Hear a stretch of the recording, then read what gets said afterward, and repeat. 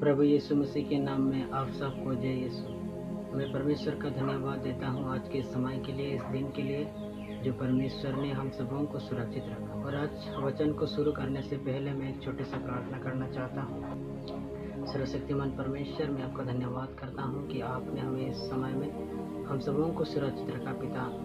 पिता इसमें प्रार्थना करता हूँ प्रभु, आज जो वचन आपने हमें दिया पिता, इस वचन को प्रभु हर एक व्यक्ति आज सुने और उसको ग्रहण करने पाए पिता। प्रभु आपने कहा वचन को सुनने वाले ही नहीं बल्कि उस पर चलने वाले बनो।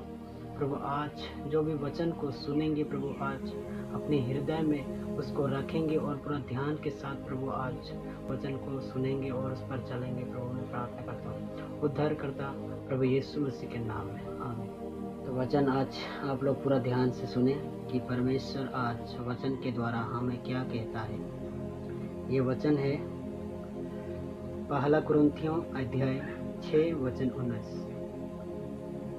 क्या आप लोग यह नहीं जानते कि आपका शरीर पवित्र आत्मा का मंदिर है और आप में निवास हुआ है, आपका अपने पर अधिकार नहीं, क्योंकि आप कीमत पर खरीदे गए हैं, इसलिए आप अपने शरीर में परमेश्वर की महिमा प्रकट करें। तो यहाँ पर वचन हमें बताता है कि क्या तुम नहीं जानते कि तुम परमेश्वर का घर हो।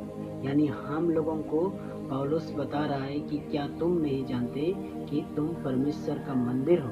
तो हम जो है परमेश्वर का मंदिर है और हमें अपने शरीर के ऊपर हक नहीं है कि हम अपने तरीके से चलाएं। Praise the Lord. यहाँ वचन क्या कहता है कि आपका शरीर जो है वो पवित्र आत्मा का मंदिर है, यानी आपका नहीं है वो। आपको यीशु ने अपने लहू के द्वारा आपको खरीदा है।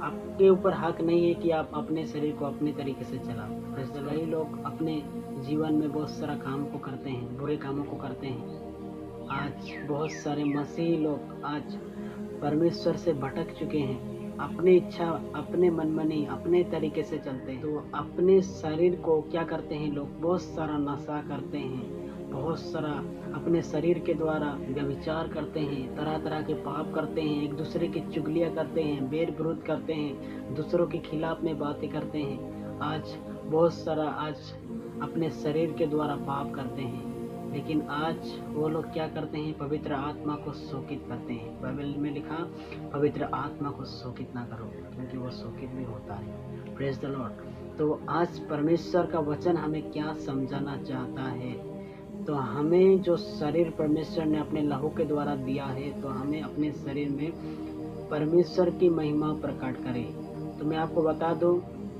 यदि आप लोग मसीही हो, यदि आप लोग यीशु मसीह को ग्रहण किया है और बपतिस्मा भी लिया है, लेकिन आपके अंदर में अगर गवाही नहीं है तो आपका मसीह जीवन व्यर्थ है मेरे प्रियो। तो हमें अपने मसीह जीवन को क्या करना है, हमें एक गवाही बनना है एक दूसरे के लिए। हमें ऐसा काम करना है प्रभु के लिए जो हम एक दूसरे के लिए गवाही बन सके और हमारे गवाही के द्वारा लोग भी उद्धार पाए। Praise the Lord. आज कई लोगों के जीवन में गवाही नहीं है। क्यों गवाही नहीं है? क्योंकि वो लोग परमेश्वर के तरीके से नहीं चलते हैं, वचन को नहीं मानते हैं, कई प्रकार के सांसारिक चीज में खोए चुके हैं, कई प्रकार के सांसारिक अभिलाषाओं में, सांसारिक के मोह माया में, सांसारिक वस्तुओं में आज फंसे हुए हैं। लेकिन परमेश्वर का इच्छा के अनुसार वो लोग जीवन नहीं बिता रहे हैं मेरे प्रियो। तो हमें क्या करना है यदि हम मसीही है, यीशु मसीह को ग्रहण किया है, तो हमें परमेश्वर के लिए गवाही बनना जरूरी है।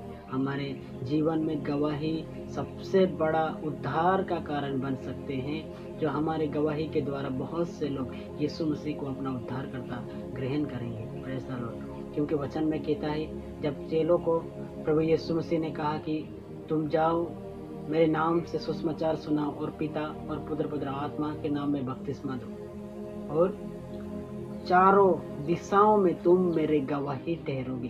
परमेश्वर ने उनको गवाही बना।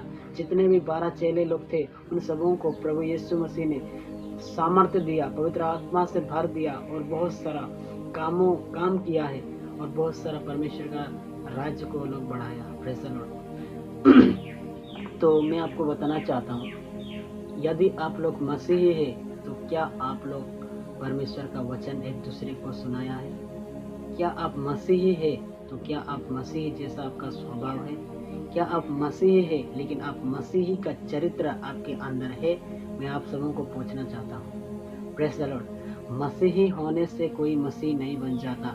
मसीह का स्वभाव हमारे लाइफ में होना बहुत ही जरूरी है। Praise the Lord. बाइबल में लिखा कि तुम संसार की सादृश्य ना बनो, वरन तुम्हारे मन के नए हो जाने से तुम्हारा चल चलन भी बदलता जाए। तो यहाँ पर वचन कहता है कि हमें संसार के सादृश्य नहीं बनना है, संसार में नहीं खो जाना है, संसारिक अभिलाषाओं में नहीं खो जाना है, संसारिक चीजों में हमें फंसना नहीं है। वचन हमें बताता है कि हमारा मन के नए हो जाने से हमारा चल चलन बदलता जाए। तो बाइबल बताते हैं कि जिस दिन हम बपतिस्मा लेते हैं तो हम एक नया सृष्टि बन जाते हैं। तो हमें नए सिरे से जन्म लेना है। Praise the Lord. नए सिरे का मतलब ये है कि हमारे जीवन को पहले जैसा नहीं, बल्कि आज हम एक संसार से अलग जैसा, मतलब एक संसारिक चीजों को छोड़ करके एक आत्मिक जीवन हमें जीना चाहिए। Praise the Lord. प्रभु आप सबको बहुत ऐसे आशीष करे। वचन हमें सच बताता है कि हमें एक क्रिश्चियन व्यक्ति को हमें वचन के अनुसार चलना बहुत ही जरूरी है। और जो व्यक्ति परमेश्वर का वचन को नहीं मानता है तो वो मसीह नहीं हो सकता। मुंह से मसीह कहने से कोई मसीह नहीं बन जाता। मसीह का स्वभाव हमारे अंदर होना चाहिए, तभी हम मसीही हम बन जाते हैं। Praise the Lord. तो आज मैं सभी मसीह भाई बहनों को बोलना चाहता हूँ, आप लोग हमेशा वचन को पढ़िए, प्रार्थना करिए। सिर्फ आप लोग चर्च जाते हैं, चर्च से आने के बाद आप लोग वचन को ध्यान नहीं करते हैं, जो वचन चर्च में सुनाए गए उसको आप रिसीव नहीं करते हैं, तो आपको चर्च जाने का लाभ नहीं है मेरे प्रियो। आप लोग अगर जो वचन आपने चर्च में सीखा, जो आत्मा से जो चर्च में आपने भरा है, लेकिन आपने घर आके फिर से वही पाप में आप गिर गए हो, तो आप बेकार हो मेरे प्रियो। वचन हमें बताता है कि जो व्यक्ति यीशु मसीह को ग्रहण करने के बाद अगर वो फिर से पुराना जीवन जीता है, पाप में जीता है, व्यभिचार में जीता है, कई प्रकार के शरीर की अभिलाषाओं में फंसता है, तो बाइबल कहती है कि उसका दशा पिछले से भी अधिक बुरी हो जाती है इस समय में। Praise the Lord. मैं आपको बताना चाहता हूँ, जब आप लोग मसीह में नहीं थे, जब आप लोग संसार में थे, उस समय में आप लोग बहुत सारा पाप करते थे।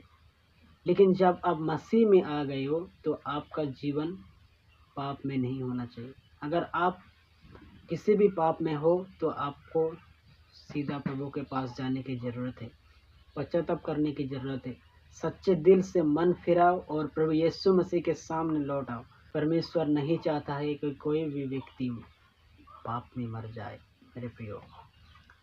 प्रभु आप सबको आशीष दे आज के इस वचन के लिए, और आप लोग हमेशा प्रार्थना में जुड़े रहिए, वचन में रहिए, प्रभु के साथ संगति करें। प्रभु आप सबको बहुत ऐसे ब्लेस करे, प्रभु यीशु के नाम में आमीन।